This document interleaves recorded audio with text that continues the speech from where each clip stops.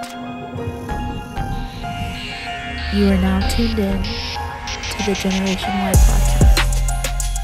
What's going on, everybody? Thank you so much for tuning into this episode of the GNWY podcast. Do not forget to like, rate, review, subscribe, do all the things so we can be able to get people's stories out more effectively. And today we have none other than the man, the myth, the legend, my friend, jeez, my friend, Keelan Knox, everybody. If you could make some noise for him, we got the DJ dropping everything for you, bro. So, yes, sir.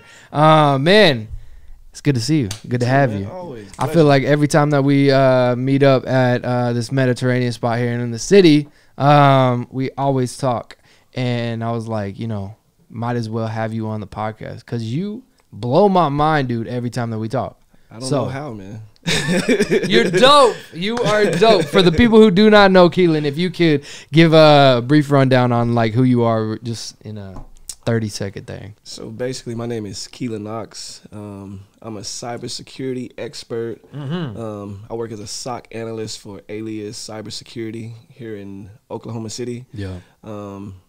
Basically, our office is right up the road, man. Yeah. I do a lot of cool things, man. I get to say I break into banks for a living. Yeah. It is wild, dude. And most of the stuff that you may have not or may have heard just now is stuff that I have no idea. And if you know, then you're probably super smart. But yeah, every time that we talk, man, I'm like, how do you even know all this stuff? So for one, where are you from, bro? Originally, I'm from Georgia, man, a little small town, northeast 2 hours of Atlanta called Livonia. Yeah. Franklin County, man. That's where all my family still Born and resides, raised. man. Born and raised. Yeah. Excellent. Yeah. And then what brought you to Oklahoma? Chasing paper. Yeah. To be perfectly honest with you. Yeah. Was that last time we were talking? You were talking about getting into real estate, right? Well, Was that what brought you out here, or? Well, I've invested in real estate Right. off and on for a few years, but the oil and gas industry is what originally brought me here. I was an account manager for a wellhead company for several years up until the pandemic, and then I decided to make a transition into IT, tech, specifically cybersecurity. So did you not know anything about IT before that? Nothing. Okay, now you're even more blowing my mind, dude, because you know. Nothing. Okay, yeah, okay. So all right, so you came over here, you know, to Oklahoma, and what was that transition like going from Georgia to here? Well, there were a few stops before I made it here. Yeah. Okay.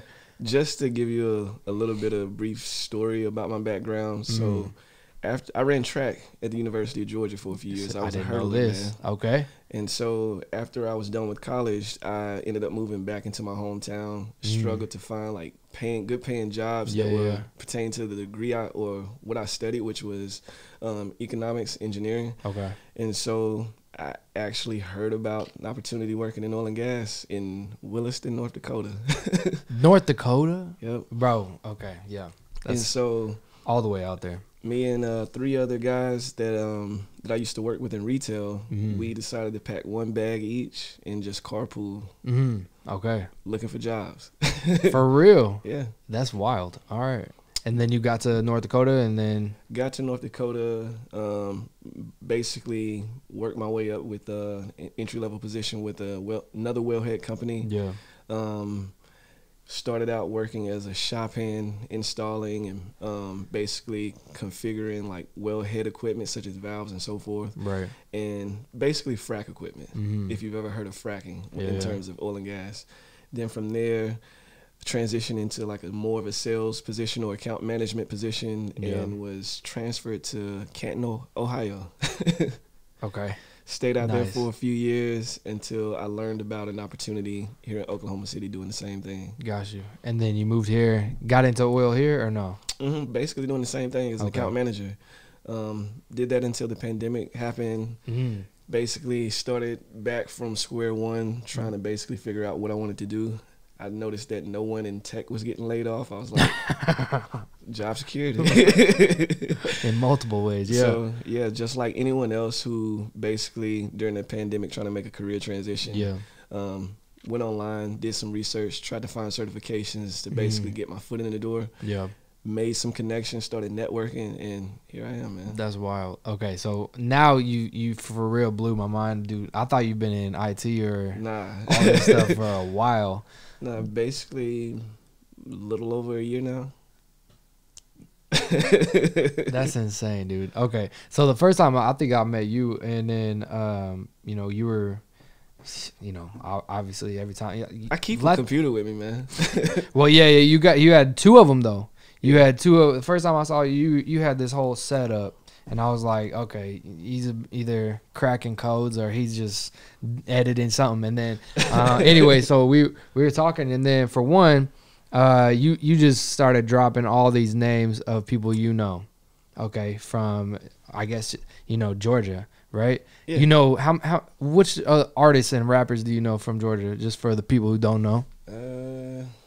Well. So to be honest with you, I know a lot of people. Just say it. Yeah, yeah. So, man, you put me on the spot, bro. You really that guy, man. So like, some good friends of mine. Basically, I used to run track with. They used to be DJs for me, so I used to make music back in college, performing, rapping. Right. I had a band, so forth, and it turns. What y'all call yourself? I call myself Fresh. Well, that was a nickname given to me when I was in middle school. Okay. Just from some OGs from the hood. That's what's up. That's what's up. What was the band name? Did you have a band? Band name was called The Wells. The Wells? Mm-hmm. Fresh in the Wells? Okay. Nah, just The Wells, man. Okay. Okay, got you. And so the DJs who DJ for me, shout out to Dark Knight and Rich Rock. They grew up with some guys from east side of Atlanta, DeKalb County, who call themselves or go by the name of Earth Gang and JID. And when they were first getting started, Dark Knight, he basically just started DJing and traveling the road with them. They went on tour with Ab Soul. This would have been back in 2016, I believe. And I just basically just followed their grind. That's crazy. Yeah. That's wild. And did you ever open up for any of these people or anything? Earth Gang and JID, not necessarily, but I've opened up for people like J. Cole, Big Crit, Mac Miller, Ludacris, Wale. If anyone knows of like the old song, It's Bigger Than Hip Hop, Hip, Zion I, opened up for those guys too. What? Yeah. And were these shows that were like brought to Georgia, or were you flown out to other places too? No, so the way I made it work was I worked behind the scenes. So as far as like bringing and booking talent, me and some fellas that I went to school with at UGA, we basically made the connections with the venues. We reached out to the talent, did all the reservation, all that type of stuff, and I just put myself on stage. right.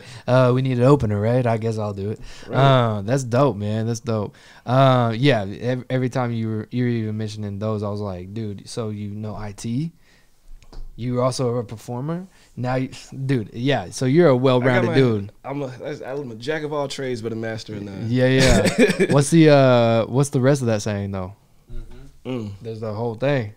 You gonna have to fill me in. What's the jack of all trades, master of none, but I get busy. You got a title. right. And I get it done. Yeah. Was it finish it for us, Taylor? Gosh, I'm trying to find it.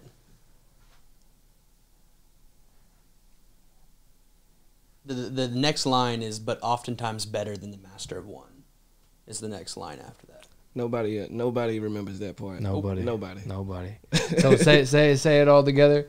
A jack of all trades, but a master of none. But see, you already forgot. I already forgot. Yeah. But while he's looking that up, you got it?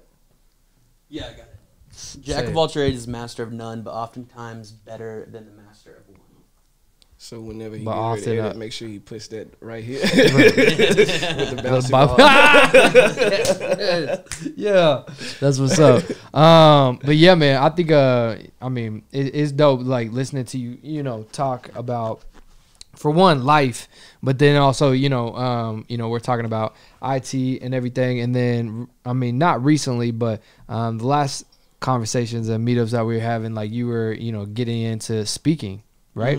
Yeah. And so, I think for one, what got you into speaking? We'll go there first, and then we'll move on. Well, for the most part, when it comes to like making music, naturally I'm an introvert, man. And so if anyone who knows me from Georgia growing up, I've always been the quiet kid. Yeah. Didn't speak much.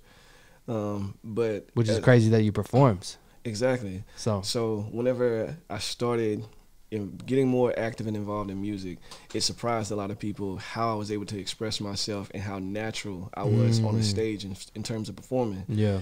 And so since I'm not active in music like that and haven't been for a long time, what other way can I find to place myself in front of people and actually find purpose in what I'm doing now? Because to be perfectly honest with you, cybersecurity is a very lucrative opportunity, especially for like underrepresented people. Like I do a lot of volunteering, and so I was gonna ask, or get into that. So some of the organizations that I work with, they love to put me on the spot in terms of like teaching like different skill sets related to STEM, science, technology, engineering, and mathematics. Right. And so since I'm the only person I know that looks like myself working in cybersecurity, doing what I do, I know a lot of younger people would gravitate to being able to say that they break into a bank for a living. Right. Being able to pick locks and use different tools and get paid to do these things to, I guess, bypass doors. Yeah. Like socially engineering like people as far as pretending to be someone you're not. Because in terms of like the culture that I grew up in, code switching is real. Right. And so as far as like getting into like speaking, social engineering was kind of what gravitated me to want to, I guess, pursue cybersecurity. Right. Like since I'm naturally introverted, why not challenge myself in a way to place myself in uncomfortable positions, but also become better at it to where it feels natural and it feels comfortable. So for people who don't know, what is social engineering? So social engineering is like acting. Like from a cybersecurity perspective, it is basically how you test the social aspects of the security policy within an organization on trying to access sensitive information. So let's say, for instance, I walk into a bank and... You're going to have to tell that story about that because that was hilarious. So a social engineering engagement would basically be the same as a physical penetration test or physical engagement. And so that oftentimes me and some of my colleagues will walk into a business or institution, pretend to be someone we're not. Maybe we pretend to be elevator technicians, or it's just like the movies. It's just like the movies. However, we're not trying to rob anyone. We're basically testing the physical security as far as like, was this door unlocked? Why is it unlocked? What can we gain access to? And you're like taking notes as like you're going through everything, right? In our head, we're taking notes because once we've completed the engagement, we have to provide a report on what we were able to gain access to, whom we were able to socially engineer. And that's not something that you like give back to, you know, the people that you're encountering, right? This is information that you give back to the people who like hired y'all to come in, right? Okay. And usually it's the head of an IT department, maybe even the CEO, executive of the company. They are the only ones that know we're scheduled to be there. Everyone else working inside, they have no idea. That's wild. So like, okay, so the last situation you told me about, like you were in some other town. They asked you to come into this other town and, you know, do that whole situation that you just did. And pretty much. Like for people who haven't heard that story, like have there ever been, you know, the police called on you guys? Oh yeah. Last summer, the police got called and they got involved. But before we even arrive, we have to print out a document that basically explains our entire nature of being there. It has to be signed by whoever has hired us to be there. Like a warrant or something. Yeah. Pretty much. Okay. It's like a secure document that states everything that we're doing, why we're there.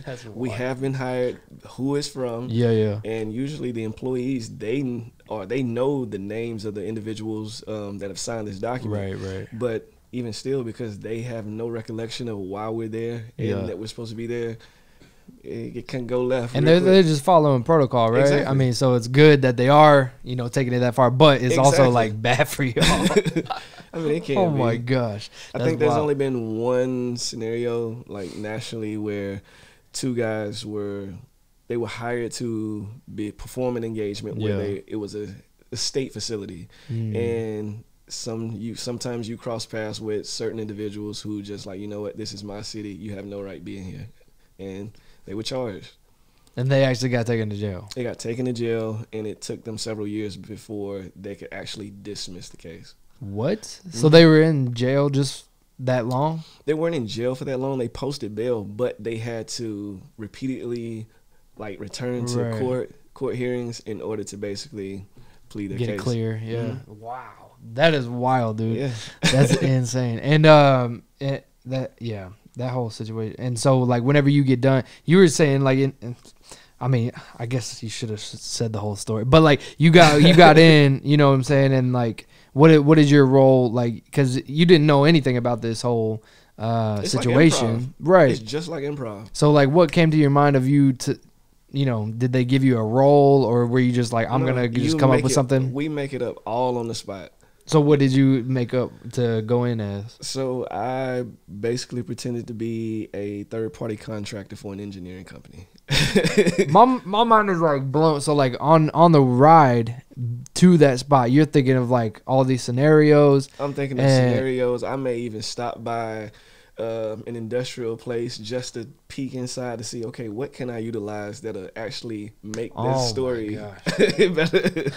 That is wild. Because I had on some Red Wing boots, kind of look similar to construction, maybe Right, someone right. who works out in the field. Right. I'm dressed the part and so forth, but at the same time, I mean, Yeah. it can go one or two ways. Right. And then you're like, so whenever you go in and you're getting all this data and like information and all that kind of thing, like once you get it, do you just bounce, or like do you hide out somewhere and be like, all right, so this is what's going on? You know, like what is that? For the most part, whoever hires us to show up for these engagements, they will provide us with a scope of instructions on what we're allowed to gain access to and what we're not allowed to gain access to. So we can't just walk inside of a location and just hack into stuff. Right. That's not, we can't always typically do that. But you could. We could, Yeah. if it's in scope.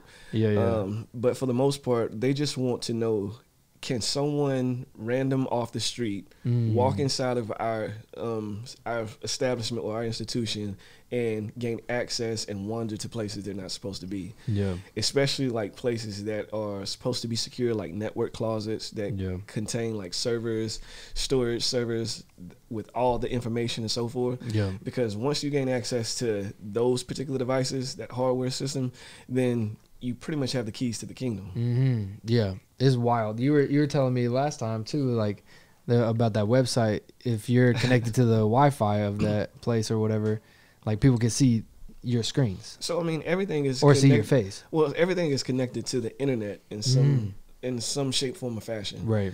So there's a website called Shodan.io. It's open to the public for anyone to basically have access to. Yeah. Like as far as from a free perspective, like if you don't have an account, you can go on there and you can just kind of poke around, see things that are connected to the internet. Yeah. But it's how well someone understands how to secure what they have connected to the internet, as far as like using firewalls or filtering network traffic either to and from personal devices and so forth. Right. Like if you have access through Cox Communications, right? Technically, if you don't understand how firewalls work or how to secure your personal devices, then for the most part, you're relying on Cox themselves to secure your devices that you have connected. Yeah, you were saying that last time. And how That's many crazy. customers and consumers does Cox have just here in the state of Oklahoma? Tons. Yeah, Exactly. definitely. So like whenever you, I mean, not only like the firewall and all that kind of thing, but like it's not just about changing your password type thing. Like there's more to it. There's a lot more to it. Yeah, I'm yeah. still learning myself. Right. Yeah. There's so much more to it. And so what I was showing you was how you can, and for most cases, like cameras, security cameras, for the most part, they use an Ethernet cable to connect to the internet unless they connect via Wi-Fi. And so if it's a small business, maybe even someone's personal security camera, oftentimes you can go on showdan.io, search or query. As long as you know how to search for those devices, you can find those cameras posted online through that website. And you were even saying too, like it can be even your phone, right? And like if your phone is connected to that Wi-Fi or whatever, like you can see whatever like that camera or the screen is doing or anything like that. Yeah. So before I go any further, like I have to say that. Yeah. Now this website does exist, but as far as like searching through and finding these devices that are connected, that doesn't break the law.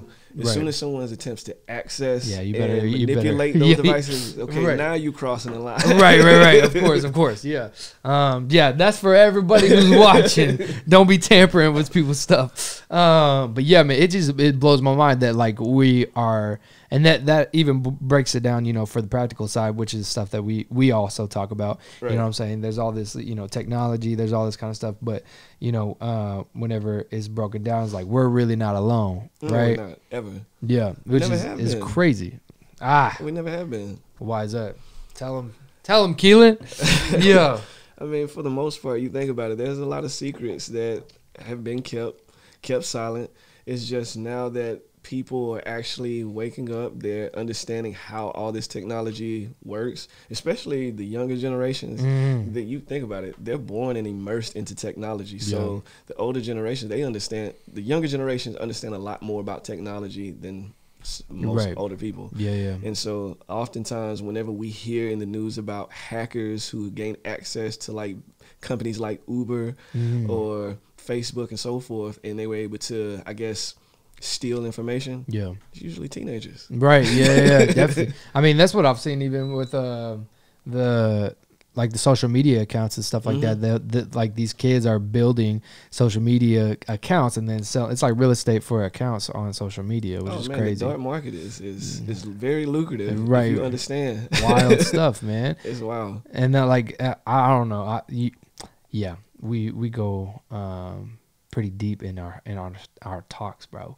It's dope. What's crazy is there's programs that a lot of social media platforms, even like large tech companies like Google, Microsoft, Meta, Facebook. I still call them Facebook.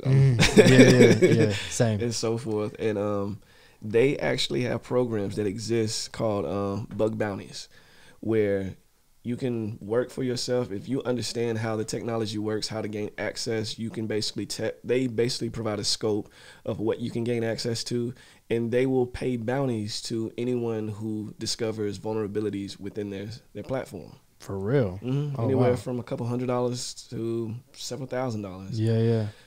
I was at an event back in November down in Florida, and there was an engineer I met. He was telling me about how he received a $30,000 bounty from Google just because he found vulnerabilities in their website. Yeah. How did so they'll try to tamper with, you know, Google and then find the vulnerability and then just how did they hit them up? Just tell. Well, Google, the like service tech. Well, no, these platforms, they have like websites out there. Yeah. I forget the name of some of these websites, but they'll have like a document that you can read through. Here's what you can attempt to exploit. Here's what's off limits and so forth. So they provide the full scope of what's accessible and what's not. And then from there, you can just run free and just test a bunch of different things. Dang. Throw a bunch of stuff. Maybe someone has developed or created their own exploit tools or malware tools, and they just want to test to see if they can gain access to certain web applications. That's wild. A 30,000 one? That must have been some important information. They go up, man. That's wild. Depending on how advanced the exploit or vulnerability is, right. Especially depending on the severity, you can get paid quite a bit. There's people who just do that full time. Right. And there was, last time we were talking even about the terms and agreements and stuff for some of these apps. It's like they're legit like watching everything that or listening. Like that's crazy that they have access to the microphone. You know, why is it that we think that these social media platforms are so valuable? Like, what is it that makes these platforms so valuable? Right. Why are they worth billions of dollars?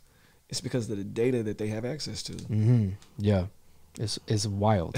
And we were even talking to the other day about like why those social media platforms don't even have marketing. Because you were saying like we market it for them. The users right? and consumers, they provide free marketing. Right. That's the bulk of the marketing itself. Right. I mean, I've never really seen, you know, on television a Facebook ad or, you know what I'm saying, or like a commercial like, go to Facebook they exist, or go to but not Instagram. many, right. Unless someone who just started recording videos, editing, right, like content right. and so forth. Oh, I'm gonna make this for Facebook. Maybe they'll give me a job. Right. Yeah. Happens. It's wild, man. And like, I mean, we rely so much. Even this podcast, like, it's gonna be uploaded to all these other all these platforms that we're talking about. Free promo right there. It's free. It's free promo for y'all. Y'all welcome. You know, but it's like it is like wild how much like it. I think there was a video the other day, or what's his name? We had him on the podcast.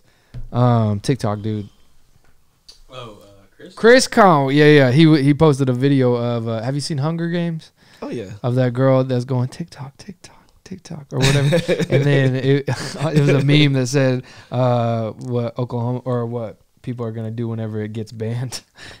It's hilarious, but it's real. It's like, I mean, I feel like, you know, people will go crazy without these apps and these social media platforms and everything. Like, everybody's looking for an experience, man. And everybody's looking for that way to go viral or get famous very, very quickly. Yeah. And it's the social component of these types of platforms that kind of help provide that. I don't have a TikTok account, never have. I don't trust it. I don't trust it. I don't trust it. Right. It's wild, dude. I mean, I'm only on social media because of my family. Right. Like, oftentimes I want to keep in touch or keep up with what's going on, especially like with my nieces and nephews, since I don't get to spend as much time as I like with them. Yeah. So my sister, she's constantly posting content about my nieces and nephews and tagging me. Yeah. I mean, being like that just blows my mind. I mean, even stuff that we do, you know what I'm saying? Like, everything is revolved around, you know, these social media platforms, and it's like all of these, you know, information and everything that we are just freely giving out. Like, that's what throws me off. Like, what is being done with it? You know what I'm saying? Like, it's wild to me. And like, stuff that you're doing is like, you know, anybody could get in there and, you know, figure it out or take or steal somebody's identity or anything like that. With enough curiosity, of course. Right. I mean, that's where it starts. Anyone who's who has a curious mind, who's inquisitive about just critical thinking and so forth, man, cybersecurity is like a playground. Right. But I mean, it takes a lot of character and integrity to be like, I'm not gonna like mess with their stuff or tamper with it, right? It takes a lot of ethics, and in most standards, in most universities and colleges, especially here in Oklahoma, no matter where you go, the main thing they're going to touch base on or cover is ethics. What's ethical and what's not ethical, making sure that someone who's pursuing this path, they understand what lines to cross and what lines to not cross. Oftentimes people who get into offensive hacking or what's considered to be red teaming, whenever you're doing penetration tests where you're the person who's attempting to exploit different systems, oftentimes after several years they want to be on the defensive because they understand the mind and the mental capacity of someone who's trying to exploit a company or a business. Wow. I mean, like, even when they taught you and like you getting into it, like, what was you learning about? I think obviously you seem like a dope dude, and you are a dope dude. So it's like, to me all the time. right, yeah. It's like, I'm not trying to get, you know, thrown in jail for all this, exactly. But I mean, black too. That's what got me worried about your situation, bro. They really throwing you to the wolves, you know. All right, man, you're gonna go to this small town in Oklahoma, and Keelan, you got it. Like, I knew what I was signing up for, man. Right. But that's crazy. But yeah, man, whoa, dang, what were we saying? The ethics side of it. So like, whenever you got into, you know, all this, like, how did they, like, you know, teach you at the beginning of this ethics side? By sharing stories. You learn a lot about the ethics of the path, like cybersecurity or information security, by learning from different stories.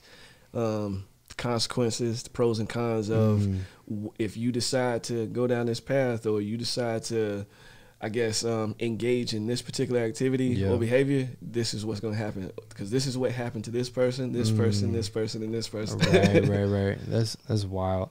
I mean, there's so much like fragile information out there, man, and you're legit dealing with everybody's life pretty much. But I mean, at the same time, it's like on the ethical side of things, like you have a sense of purpose because you feel like you're actually helping people. Yeah. Like especially with things that they may not quite understand. Like most IT departments are understaffed and overworked. So adding the security component to their operations can be, it's a lot on its own. Just understanding the security side of technology and IT is like an entire department on its own. Which is why oftentimes it gets outsourced. Got you. I mean, it makes sense. My wife's a nurse, so it's like, I mean, she's the same way too. Yeah, you got cardiovascular, you got neurologists. It seems like all the important jobs are overstaffed and underworked, you know. So, and you were talking about purpose earlier, like you find a purpose in everything, like, and that's something that we talk about all the time. All the time. Not only you and me, but even within the organization of Generation Y, is like we always talk about purpose. And so, what makes Keelan be able to find that purpose and even communicate that whenever you're doing like these community events, talking to these kids or just speaking engagements? It's the response or the receptiveness to what it is that I do. So before I even started working in IT or knew I wanted to follow down this path, I just put myself out there and just started volunteering and helping. Yeah. And so I've never volunteered in any other capacity unless it was community service. Yeah. And so, for the most part, like seeing and working with like younger kids, especially like grade school kids or even teenagers, I didn't realize how it would affect me or impact me personally. And then once I started, it became addicting. It became addictive, man. That's dope. What is the response like, for these students who don't have that many, avenues for, resources or opportunities and everything like that, and you're coming in, here's how to pick locks, or you know what I'm saying, or or you even told me that you do or show them how to do kits that do a stoplight, right? Right. And so what is that like? So I work with a nonprofit organization here called Class Matters. Yep. The head of that organization is one of my mentors, Darren Lampkin. And oftentimes he'll just reach out to me and it's like, hey man, what you got going on? right. And so I was like, what you need? I said, I got an event coming up. I would love for you to give me a hand, just help me out. I was like, all right, bet I'm gonna pull up. Yeah. And so I pull up, not knowing what to expect, not knowing what's going on. I don't ask any detailed information. I just usually just show up and it's like, this is what it is. This is like stuff that's through Gear Up too, right? Well, Gear Up collaborates with him as far as like providing the kids to actually participate. Right. So he basically collaborates with Gear Up, Trio programs, even Boys and Girls Clubs, YMCA, and so forth. That's dope. They'll bring the kids, have shuttles, and he basically just provides the activities and learning opportunities for them and brings people together. He even collaborates with the science museums oftentimes. And so he'll come up with these activities. He'll need volunteers who just want to engage to basically facilitate those activities. And that's usually what I do. And the last event he had was over at Rose State College. And we basically went through activities teaching them the basic components and fundamentals on how a stoplight or traffic light works. And that's the engineering aspect or element to it all. And so I have somewhat of an engineering background, but for the most part, like a lot of the technology that I understand is through programming, coding, and securing information. Right. But I'm not, you put me on the spot, I'll just make it do what it does. That's dope, man. I mean, so like whenever a kid though comes up to that table or that classroom or something, and they're like, dang, we're about to learn X, Y, and Z. Like, what is that response of like them not knowing how to do that or how something works to like, oh dang, this is that easy? You know what I'm saying? Like, what is that like? Like when they first sit down and it's placed in front of them, Yeah, you of course like they got like, oh man, I don't know if I'm gonna be able to understand how to do this, and that's why we usually pair them up, pair them up in pairs. That way it's more of like a team effort. Yeah, and so whenever they are working in teams and they're putting their minds together in order to try to work through a problem, they understand like, okay, well, maybe I'm not the only one who doesn't quite understand this, but since we're working together, we're gonna figure it out. You're gonna look dumb like me. Yeah, that's good. That's good. But it's like the response or like the expression on their face when they finally complete it all. Figure because it out. Some of them, they get determined. It's like, I know it's taking me a little bit longer, but I'm gonna figure this out. Right. Yeah. And that means everything, man. That's dope. And then, I mean, like, are these type of programs in all over Oklahoma, or is it like, you know, just what's the area? That's what we're trying to get on. Yes, sir. I know Innovation District, they provide a lot of resources and access to different entities and organizations who have ideas on trying to, I guess, create these opportunities. There's more so these type of organizations here in Oklahoma City, Edmond, and surrounding counties and towns and so forth. But like, I'm from a small rural town in Northeast Georgia, so I can understand and relate to like those particular areas not having the same access. And so I brought that to the president of OKC Innovation District's attention, and I was like, well, anything I can do to help, let's collaborate. Yeah, that's dope. And what was that response like? Oh, it was very receptive. Okay, that's good. That's good. You've even hit on, man, of like you have a passion for doing some live events. Oh yeah, and doing like. What were you? It's like a simulation type thing. What's or like some type of experience? So as far as like what I'm brainstorming and piecing together, since I work, because I'm still holding you to that, bro. Once you get it done, man, I'm ready. It's all about brainstorming and piecing together like all the different components that make up a cybersecurity expert or a technical person. And so since I'm still learning all the technicalities that are required for working in cybersecurity. Like I have a ton of soft skills that I use as my strengths. But from a technical perspective, that's all still fresh and new to me, especially since I had no prior experience in IT. And so since working with organizations like Class Matters, volunteering my time to, I guess, assist with different STEM camps throughout the city, I've learned what can work, what's possible, and what may or may not work. And so how can I introduce or implement the cybersecurity component to it all? Because I don't see it anywhere unless it's tailored towards high school kids and they're basically participating in like CTFs or capture the flag events like Cyber Patriot. Right. Okay. And so do you know what a CTF is? Nope.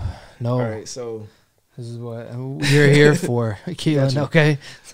So what a CTF is short for capture the flag. Okay. And I know the game. So it's like it's it's like a competition. Where there's these different concepts, whether it be cryptography, which deals with encrypting data, maybe just OSINT, or basically searching for information. Maybe one component or element is metadata, for instance. Oftentimes, if you use your phone to take a picture, there's going to be data behind that picture that anyone can gain access to. If you were to upload the picture, let's say you uploaded to Facebook and I went on your profile and I downloaded the picture. That metadata inside that picture is going to tell me what kind of phones you use, the date of that picture, that photo was taken, what kind of settings you were using for the phone, and so forth. So this is also the same data that these social media platforms have access to, which is in the terms and that's just basic stuff. That's just basic stuff. Wild stuff. Yeah. The microphone is what blows my mind, is like how they can hear, what you're saying. And then we were even talking about, obviously the ads, and I feel like we've talked about that a couple times too, but like even whenever you're talking about something and then it pops up on your phone, Yeah. And I'm like, yo, I did not type that in. I did not look that up. I did not, you know what I'm saying? Or I even, there's this one time, and I think I've talked about it too, it was a while back, but I came up with this idea for a name for an Instagram page, right? And that was just universe speaking to you, man. right. But like I thought of the name, right? Nothing was, written down, nothing. I had this meeting, okay? And then I said it out loud, right? Yeah. And then once I said it out loud, and then I went to go check and see if there was anything, that somebody's already used it or anything like that. There was that name that popped up, and then there was 0 followers, 0, posts, 0 following or whatever. And I was like, that was not there this morning. That was not there. And I was highly pissed.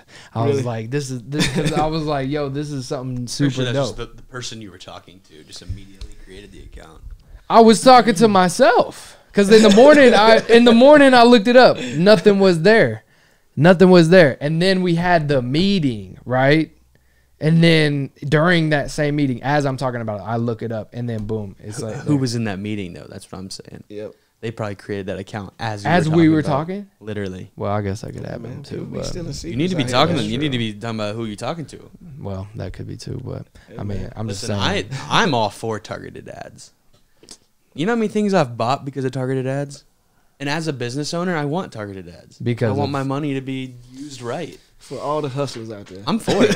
I guess, man. No, I think it's crazy. I think it's cool, but it's also scary at the same time. Like you legit are just having a conversation, and then you're like, have you ever looked at or researched how affiliate marketers, like what they have access to? Yeah. In terms of targeting. It's insane. Yeah.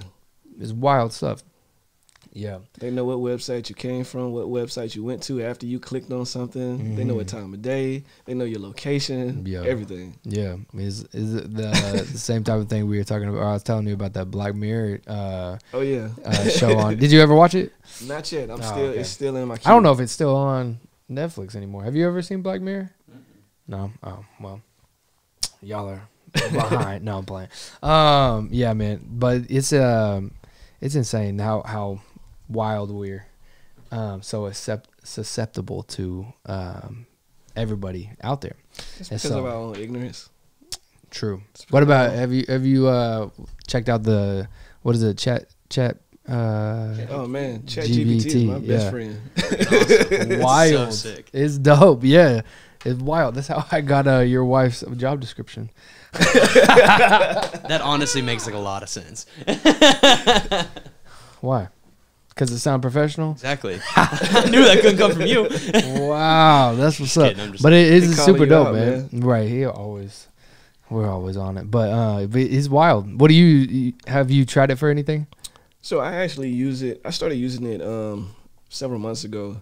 When I was first learning how to do my job as a SOC analyst. Yeah. So there's a lot of technical things that pop up as far as let me first explain what it is I do with my job. So I'm a SOC analyst, which basically I work in a security operations center. And basically what that entails is monitoring like endpoint detections. So we work with like security platforms, security software platforms to deploy or configure endpoint monitoring for computers, mobile phones, servers, even firewalls within anyone's environment.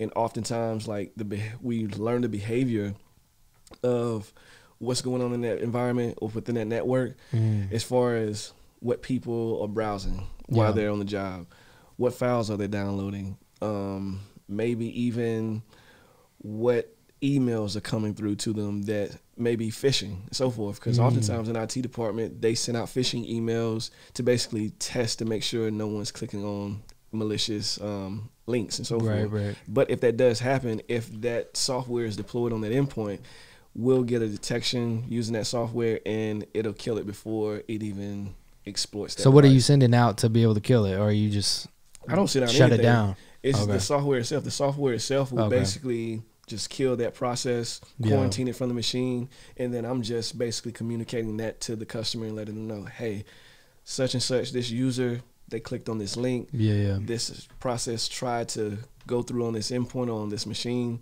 You may want to look into it.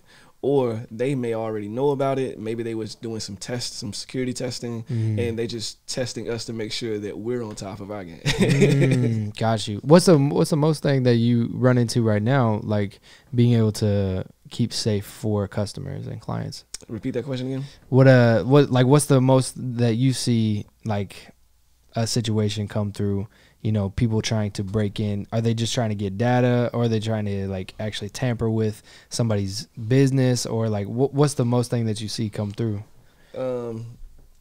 Employees getting let go and then trying to regain access to their accounts, like their emails and stuff. Yeah. Okay. Maybe they didn't leave on bad terms and they want to do malicious things.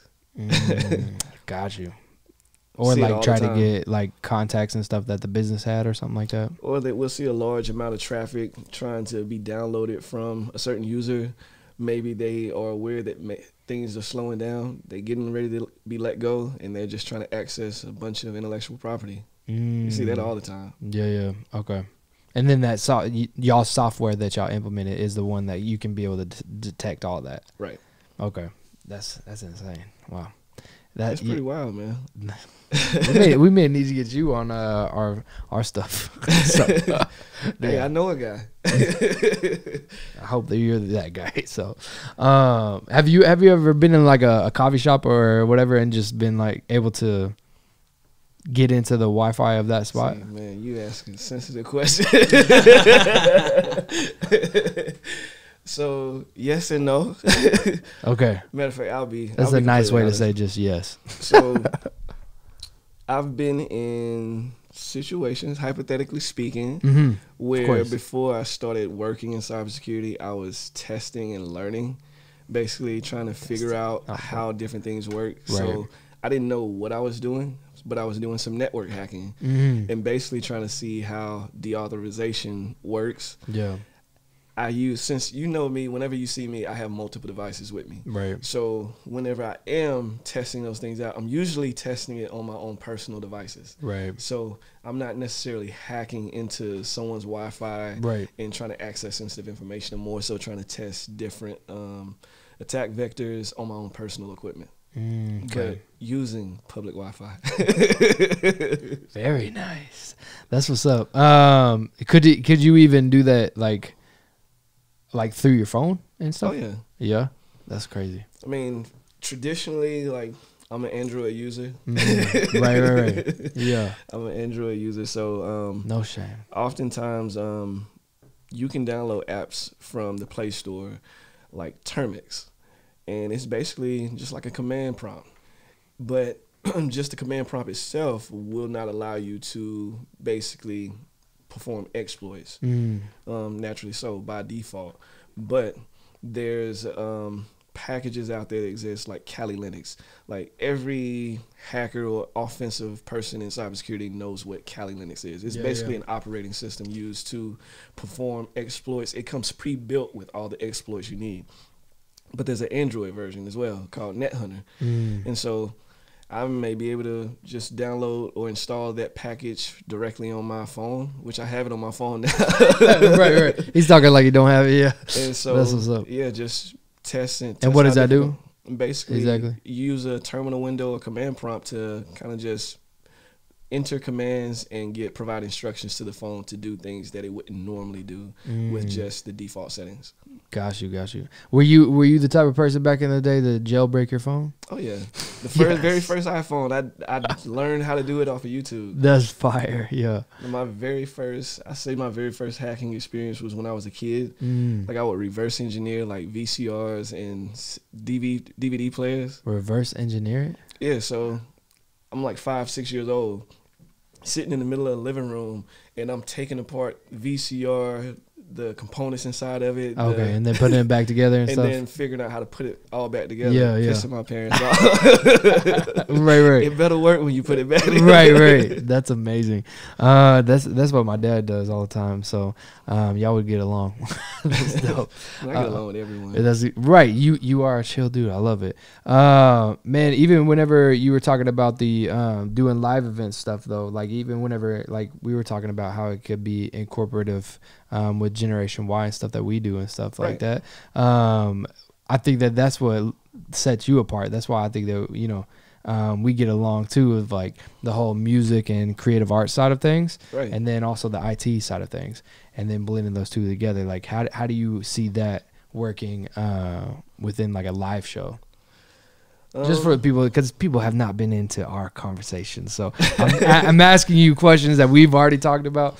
Well, I mean, it's kind of difficult to describe because from a creative perspective, you're basically doing things that haven't been done, or haven't been seen, and so I know we've had conversations in the past about utilizing object-oriented programming to basically animate real life or augmented reality or VR, utilizing those components of technology and IT to basically provide a real life experience to people.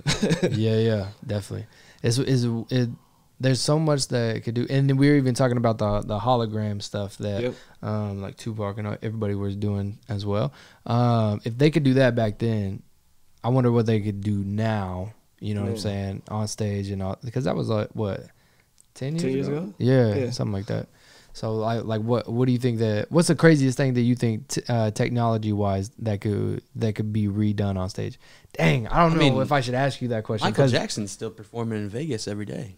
All right, I've never been to Vegas. So holograms, bro. Is it crazy? Is it holograms or is it like somebody acting? No, it's hologram. For real? Well, yeah, it's hologram. I mean, you think about it. Like a good friend, one of my cousins back in Georgia. He's a DJ. What's his? I call him BJ. Excellent. BJ Brown. Yeah. And so he actually he DJ'd an entire party. Right.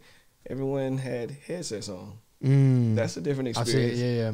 So imagine like if you're doing a live set for Generation Y, everyone has on Oculus headsets. And they're immersed in the actual experience. That'd be wild. You know what I mean? From utilizing technology. Yeah. So they would be able to just virtually be in, or like maybe they're sitting in the classroom, or maybe they can't make it to the event. Or they're like they're sick at home or something like that. Yeah. Okay. And they have just put on the Oculus thing. How would they tune in though? Is it just like a channel that they're tapping into, or is it like it's just like going live on Instagram or going live on YouTube? It's no different. Okay. Like you can think about how far video games have come in the past 10 years. Right. Like when I was a kid playing PlayStation, playing Xbox 64, the characters all boxy and stuff like that. Right, of course, yeah. Now it's almost as if you're looking at a real person in real life. Right. No, yeah, for real. I'm trying to think because like there was somebody that was hitting us up to try to do a virtual reality type thing. Obviously, it was gonna cost like way too much, but they were trying to finesse you, man. For real. You know how to make something? Do I know how to make what? Like a virtual reality type program? I know somebody. Okay. I know a lot of people. I was about to say, you do know a lot of people. That would be so dope, though. And what was the thing that we were talking about? Trying to have like virtual live streaming. So that's what it would be. It'd just be like a Twitch type thing. Yeah, I mean, the NBA has already done VR stuff where people with Oculuses can just during the pandemic watch. So they log in through the headset. Yeah. And how do you type that in, or like how do you? It's just like an app store or something like that. Yeah. Just download an app and then hop into it. And it was I don't know what app they used, but it was through like ESPN or through I want to say it was NBC Teams. or something like that. I want to say it was Microsoft Teams. It may have been that. And they literally would just hop in, and then they had virtual cameras set up all around the arena, so people could feel like they were in the arena courtside. But they're just chilling at home. Just chilling on the couch. Well, like watching, it was in the finals, watching the finals from home. Hey, that's technology insane. is making us all lazy. For real, though, man. There's nothing for us to actually achieve I mean, in a way. Man, you as a consumer now, you go to a fast food restaurant, especially if you want to go inside. Nobody there to take your order. Mm-hmm. There's a Julie, one of our friends, Julian. He's on a commercial for Jack B or something like that, and it's just a pull up grocery store. Like they'll have it's just like a Sonic thing or whatever. You pull up to a slot or whatever, and you have it pre-ordered your groceries, and they'll just bring it out to you. Well, I mean look at what Walmart is doing now. With bringing it out to you. Yes, yeah. It's insane, dude. There's a you don't even have to get out the car. Taco Bell that is fully automated, 100%, zero human. You said Taco Bell? Yeah, there's one. It's in Michigan. I mean, that helps whenever then it's not real food. It's I guess 1,000%. Yeah. Taco Bell be busting, But man. it looks like a bank. Taco Bell be busting. That 5-layer burrito. Oh my gosh, dude! That's, Chili cheese burrito. That will get me. I could eat like 4 of those in one setting. Then I feel it afterwards, though. Oh, of course, because you didn't eat food. You just consumed like dog food or something like that. There was somebody, one of my friends that I was working with. I think it was at the airport or something like that. But he was saying that his cousin. Like worked at Taco Bell, and the people who brought the food in or whatever, for restocking, on the bags it says not for human consumption. Man, so still be bussing.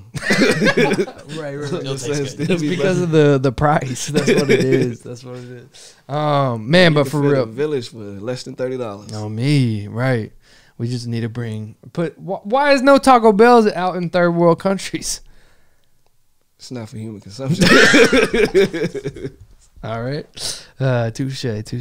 But I think for real, there's so much that you could do, especially within the creative arts, and it's dope because even IT, that's probably why you got an eye for it, because you've been in creative art side of it. Right.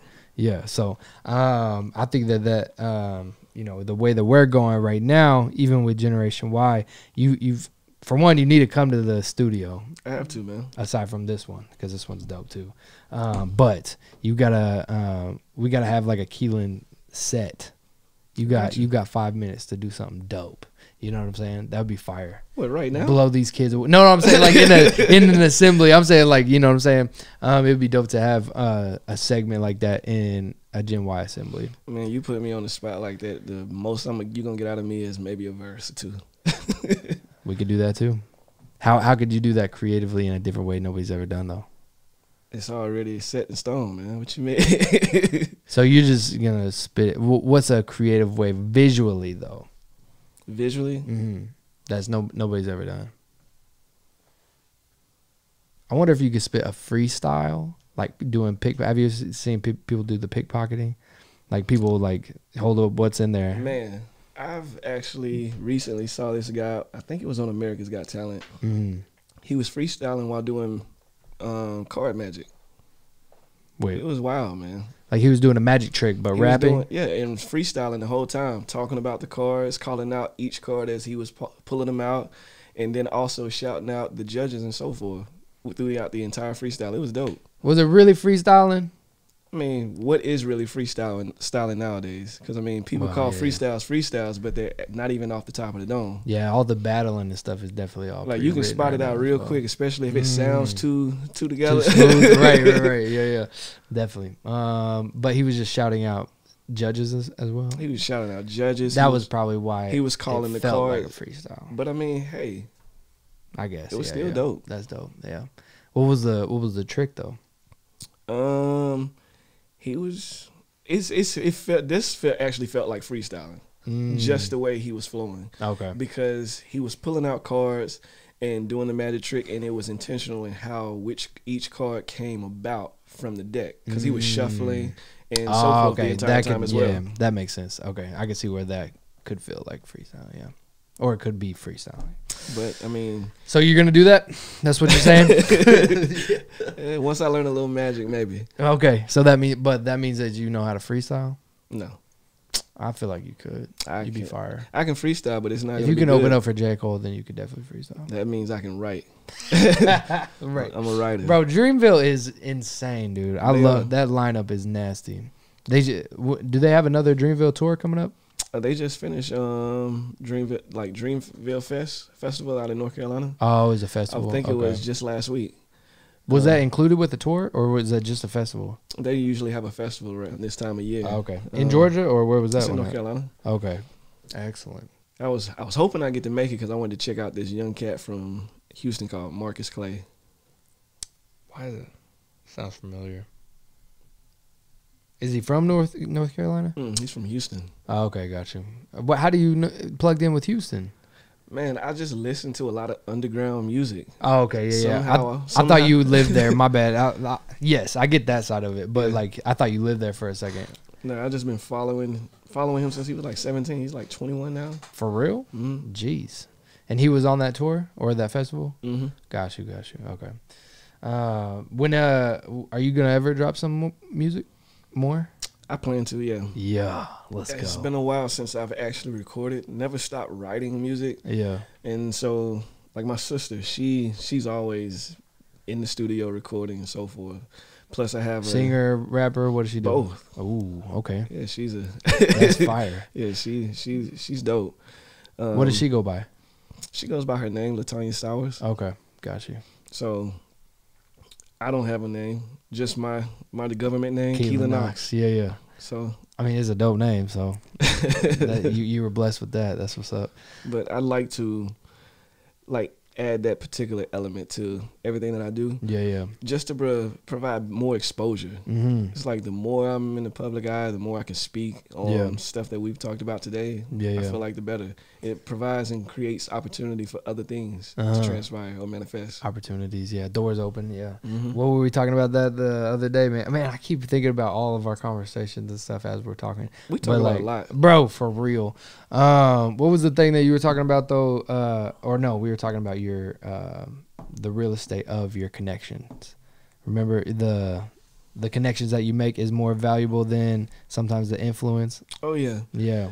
Yeah, I was telling you about how I'm learning to master my influence Mhm. by making as many connections as possible. Yeah. To be honest with you, I've worked in cybersecurity for a little less than a year. I have no degree in IT. I have no certifications, and a lot of people get blown away by that.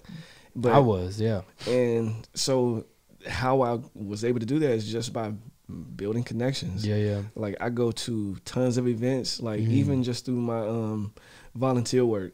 Like I have conversations with other leaders Yeah. and just share stories about what it is that I want to do, what my intentions are, and they just connect me with even more people. Maybe that person will lead me in another direction to connect me with someone else, and I just keep following the flow. Yeah, that's dope, man. I mean, like, you're a good example of, like, good-hearted people learning a trade, but then, like, knowing how to give back, but then also keep moving forward at the same time.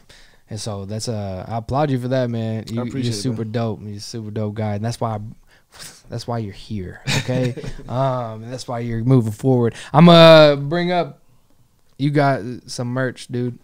Oh, And so I thought it'd be dope to give it to you on the podcast. So That's dope, man. yeah, man. That's dope. It's about time. Man, on me. So I got you these. Brought them to you, and then I threw in a hat for you. So yeah, but it's all for you, man.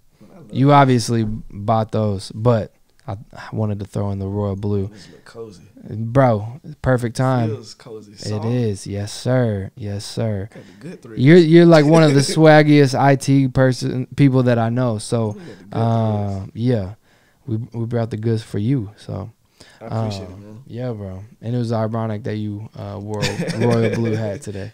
So yeah, man, I really do appreciate you, man. And every time that we talk, man, you're an inspiration to, things that we got going on. And then, you just being grinding in the community, you know what I'm saying? Like, I think that everything that you're doing, and even in this short amount of time, bro, your connections and opportunities are only going to keep growing and getting bigger as well. So I appreciate that, man. yeah, man. I'm just following the blueprint laid before me. Yes, sir. Yeah. Like, through everyone I'm connected with, people who are willing to actually take the time to listen to what I have to say, or even just help guide me, I just follow the same blueprint they follow. Yeah, definitely. If we stop learning, we stop growing, right? Exactly.